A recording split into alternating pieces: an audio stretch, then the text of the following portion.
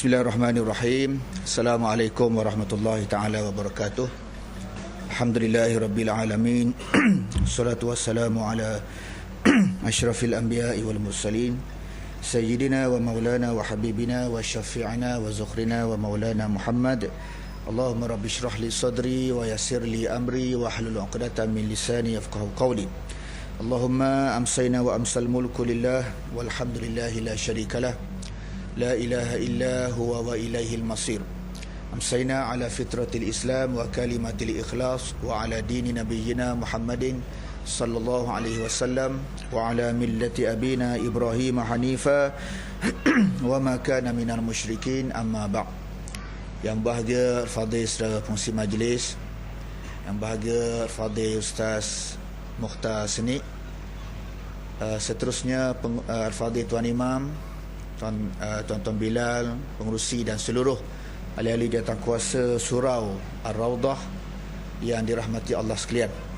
Seterusnya tidak lupa seluruh ahli-ahli jemaah muslimin dan muslimat yang dirahmati Allah sekalian. Alhamdulillah, pertama sekali saya bersyukur kepada Allah Subhanahu Wa Taala kerana pada malam yang berbahagia ini dapat sama-sama kita menunaikan sembahyang fardu Isyak secara berjemaah. Seterusnya kita mengambil masa selepas daripada itu untuk sama-sama kita mendirikan malam dengan menunaikan di antara perkara-perkara yang menjadi suatu sunnah Nabi SAW, iaitulah menunaikan sembahyang sunat tarawih yang kita lakukan selesai tadi, alhamdulillah.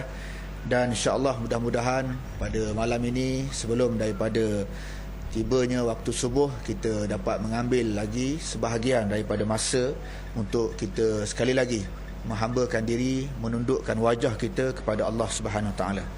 Muslimin dan muslimat yang dirahmati Allah sekalian, pada malam ini saya akan mengambil masa seperti yang pengurusi sebut tadi, lebih kurang setengah jam, dan saya bercita-cita supaya kurang daripada setengah jam insya-Allah. Ataupun kalau saudara ingin supaya saya lebih pendek lagi, saudara buat-buat tengok jam, saya nampak, saya faham isyarat itu insya-Allah.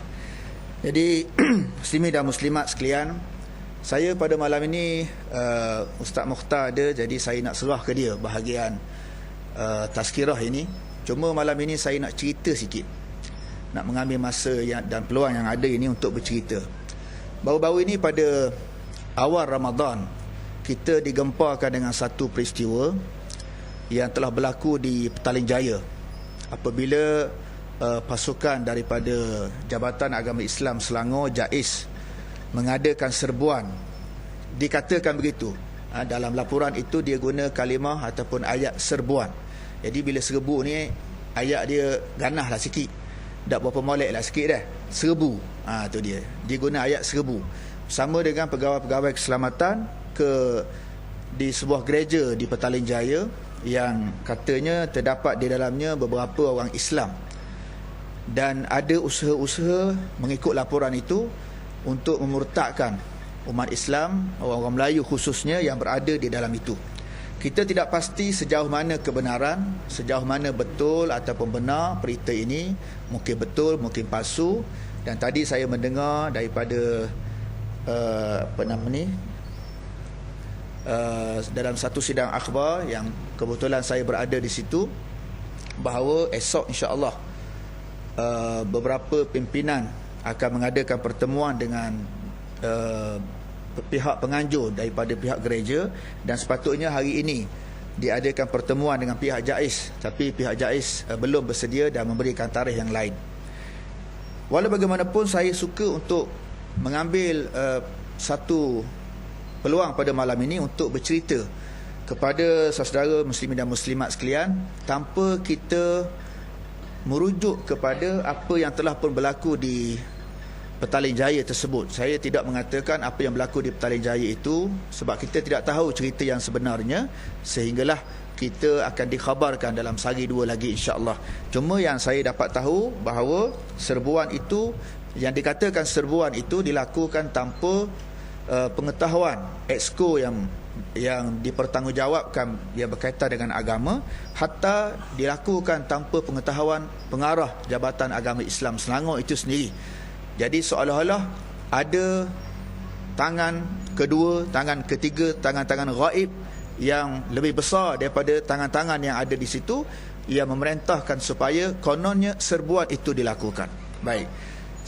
Apa yang saya nak ambil pada malam ini ialah beberapa pengalaman daripada sebuah pertubuhan NGO yang kita beri nama Front Bertindak Anti Murtad Negara, yang kita tubuhkan di Kuala Lumpur, dan kebetulan saya di waktu itu berada di Terengganu dan diamanahkan untuk mengetuai Front Bertindak Anti Murtad ataupun ringkasnya FORCAT di Terengganu. Saya pada peringkat awal apabila diamanahkan oleh rakan-rakan untuk mengetuai jawatan kuasa ini, pada saya dalam pemikiran saya mengatakan bahawa takkan di Terengganu ni ada orang nak murtad? Takkan di Terengganu ni sebuah negeri yang kita kata tok-tok guru ramai, para alim ulama ramai, pondok-pondok pun banyak, masjid surah pun banyak, orang-orang yang bertudungnya pun ramai. Satu perkara yang biasa kita melihat suasana begitu nak dibandingkan dengan tempat-tempat yang lain. Takkan ada benda-benda yang lagu ni? Menyebabkan saya merasakan bahawa pelantikan itu tidak lebih sekadar untuk melepaskan syarat saja, supaya bila sebut wakil Terengganu ada ke tak? Ada wakil Terengganu, nama Wan Syukari Wan Abdullah. Jadi saya terima tanpa tanpa rasa susah hati, sebab confirm punya insya-Allah tak ada kes-kes murtad ini. Walaupun begitu, saya masih ingat lagi pada malam 31 Ogos. Pada malam 31 Ogos, saya dan rakan-rakan, beberapa hari sebelum perayaan sambutan Hari Kemerdekaan itu, kita buat beberapa pamphlet untuk kita edarkan kepada pengunjung-pengunjung, khususnya muda-mudi yang masuk ke dalam stadium untuk merayakan Hari Kemerdekaan Negara pada waktu itu. Jadi kita pasang beberapa orang pemuda kita, pemudi pun ada, di sekeliling stadium Sultan Ismail Nasruddin Shah. Bukan stadium hak runtuh tu, stadium hak lama. Hak lama dah runtuh lagi, hak baru runtuh dah. Jadi kita kumpul di situ, dan sebelum daripada orang masuk, kita dah standby, kita edar risalah anti murtad. Anti murtad. Kita pengunjung masuk kita edar, masa pengunjung keluar pun kita edar. Dan apabila kita sedang asyik untuk mengedarkan risalah-risalah tersebut, tiba-tiba saya didatangi oleh seorang wanita pertengahan umur, mari berjumpa dengan saya. Dia kata, "Ustaz, apa ni murtad-murtad ni?" Saya kata, "Saja, edar-edar saja, kod-kod, ada mana tahu." Dia kata, "Ada sebenarnya Ustaz," dia kata. Saya kata, "Takkan ada kod Terengganu ni?" Dia kata, "Ada." Saya kata, "Dah, kalau ada, buktikan." Lalu keesokan hari saya buat pertemuan dengan dia, dan saya telah mendapat satu pendedahan yang begitu memeranjakkan, bahawa di Terengganu juga adalah merupakan negeri yang juga tidak boleh lari daripada situasi ataupun daripada ancaman murtad itu sendiri. Sehingga apabila saya mendengar penerangan daripada dia, daripada sebelum Zuhur kalau tak silap saya, sehinggalah dekat Maghrib baru habis kita punya penerangan dan kita punya perbincangan. Sampai Maghrib barulah habis.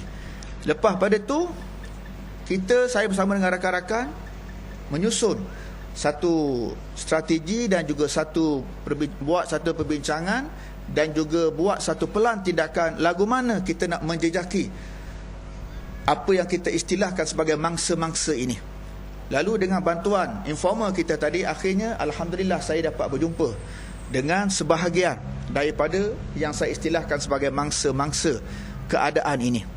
Dan bila saya berjumpa dengan mereka, masya-Allah, saya dan rakan-rakan begitu terkejut, kerana kita melihat yang berada di hadapan kita ini sekumpulan manusia.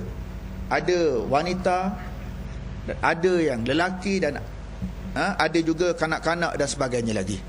Dan apabila saya menerima ramah setiap seorang demi seorang sampai habis, maka saya boleh buat kesimpulan bahawa mangsa-mangsa murtad ini adalah merupakan terdiri daripada pelbagai kategori.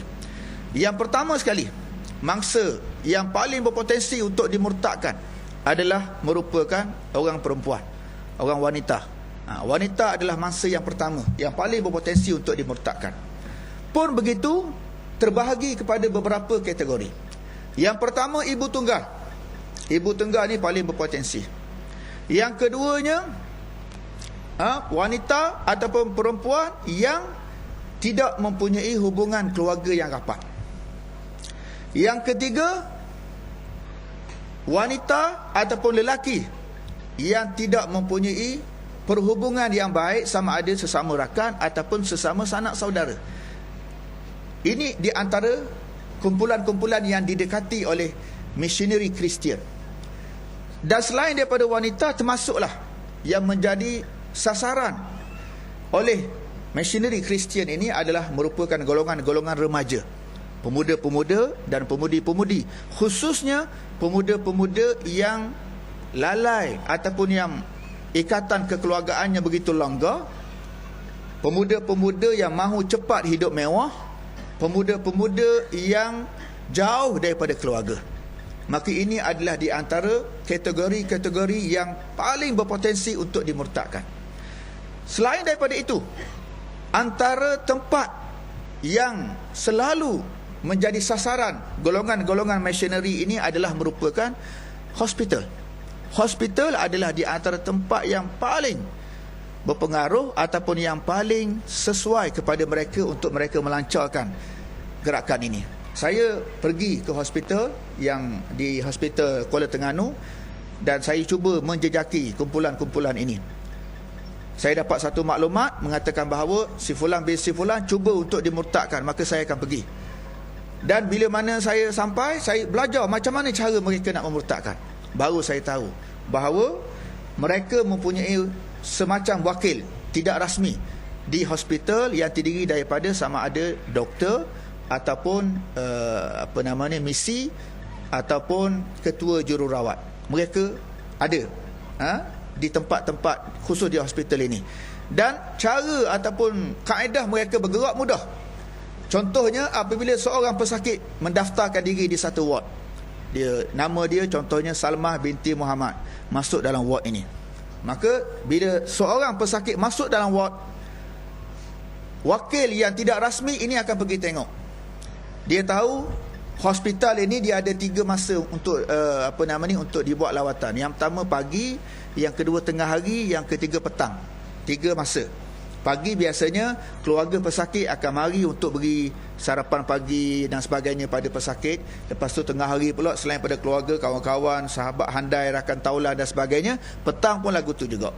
Jadi dia akan tengok bila daftar masuk waktu bila, tengah hari contohnya, maka tengah hari dia akan perhatikan duduk di katil nombor berapa, katil nombor 10 contohnya, dia akan duduk, dia memerhati daripada jauh, dia akan tengok katil nombor 10 ada orang datang ziarah ataupun tidak. Dia akan tengok. Dia tengok orang lain, katil lain semua penuh, ada orang ziarah paling kurang seorang ataupun 2 orang. Katil nombor 10 ni tak ada orang. Maka petang dia akan datang lagi, dia akan tengok lagi ada orang ziarah ataupun tidak. Tengok-tengok tak ada orang ziarah. Esok dia datang lagi sebelah pagi, tengok ada ke tak saudara mara hantar makanan, sarapan dan sebagainya, tak ada. Tengah hari dia mari lagi, tengok tak ada. Petang dia mari lagi, tengok tak ada. Dia tunggu hari yang ketiga. Bila hari yang ketiga pun sama macam hari pertama dan kedua, maka di situ dia akan datang bukan seorang, bukan 2, dia akan datang paling kurang 7 ke 10 orang. Dan bila dia datang, dia akan keliling katil itu dan dia akan memberikan suatu, menunjukkan sifat yang sesiapa saja yang menerima layanan sebegitu akan jatuh hati. Contoh, saya berjumpa dengan satu, bila mana saya diberitahu satu kes, saya pergi ke hospital itu. Seorang wanita yang sedang menunggu anak dia. Anak dia lebih kurang umur dalam lebih kurang setahun ataupun kurang sikit daripada setahun. Penyakit kepala besar penyakit kepala anak dia itu. Lalu bila saya pergi, saya tengok, saya beri salam kepada wanita tadi, tanya apa masalah dia. Dia beritahu anak dia ada masalah, sakit, duduk di sini lebih kurang dalam dekat seminggu lebih dah. Saya tanya ke dia, ada ke tak orang ziarah? Dia kata tak ada. Saudara mara ada tak? Ada, ramah saudara. Ada mari ke tak? Tak ada. Sahabat-sahabat ada ke tak? Ada. Ada mari ke tak? Tak ada. Suami ada ke tak? Suami ada. Kerja apa? Kerja-kerja kampung je. Kerja-kerja kampung biasa saja. Kais pagi makan pagi, kais petang makan petang. Saya tanya dia, ada tak orang datang, orang ziarah dalam masa beberapa hari ni? Dia kata ada. Siapa dia? Dia kata saya pun tak kenal. Dia kata saya pun tak kenal siapa dia mari. Dan dia buat lagu mana? Dia kata dia mari, dia keliling katil saya dan dia buat sesuatu yang saya jatuh hati.